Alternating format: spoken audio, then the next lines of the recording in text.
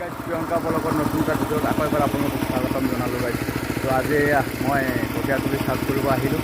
তো গাইজ আমাৰ মিনি দেখিছেনে, তো আপোনালোকে চাবলগীয়া যিহেতু পানী দেখিছেনে, ইমান পানী হৈ আছে আৰু পানীৰ মাজত ধুনীয়াকৈ হাল বাই দেখুৱাম। তো আপোনালোকে চাই থাকিবা অকলে আমাৰ মিনি পাৱাৰ টিলাৰটো হাল বাব পাৰিছেনে পৰা নাই জনাবচোন কমেণ্টত।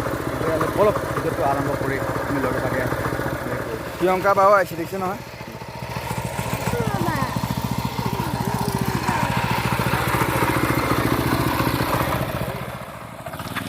তো গাইছে আপোনালোকে চাই থাকিব, মই এই আমাৰ মিনি পাৱাৰ টিলাৰখনে মাটিডৰা ভালকৈ চাৰ্জ কৰি আপোনালোকক মই মাৰি দেখুৱাম। তো আপোনালোকে চাবলৈ নাপাব, আমাৰ ভিডিঅ'টো স্কিপ নকৰাকৈ আপোনালোকে চাই থাকক। কেনেধৰণে মই মাৰিছোঁ আপোনালোকে লগতে আমি আগবাঢ়ি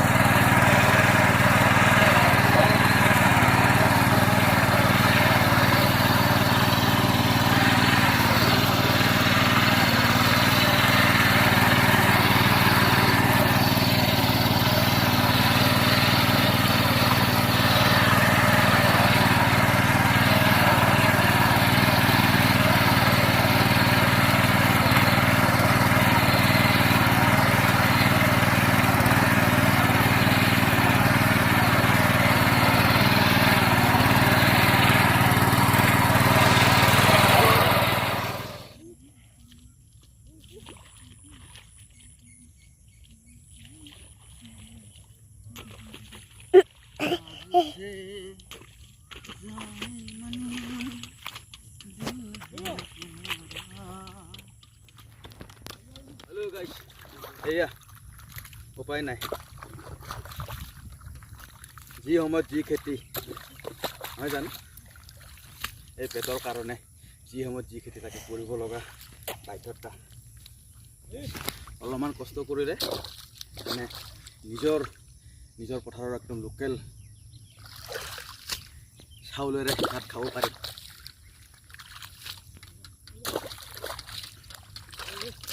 সময় চাই যদি সময়ৰ কামটো সময়ত নকৰে পিছলৈ গাইছ থাকি যাব।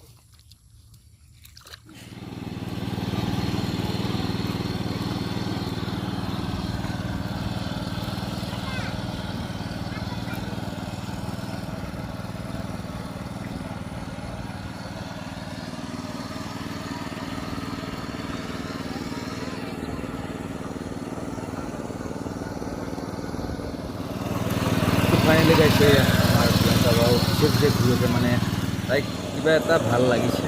ঠিক আছে, এয়া মই ট্ৰেক্টৰটো আপোনালোকে দেখাত ঠেলি দিয়া যেন লাগিছে।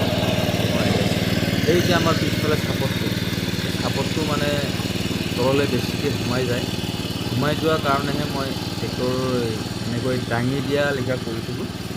দাঙি দিয়াৰ কাৰণেহে মানে সি গৈছে। যদি দাঙি নিদিওঁ আমি ফালটো মানে বেছিকৈ সোমাই যায়, তেতিয়া অলপ আগবাঢ়ি যাবলৈ অলপ কষ্ট এটা হয়, মানে সেইকাৰণে মই দাঙি দিছোঁ।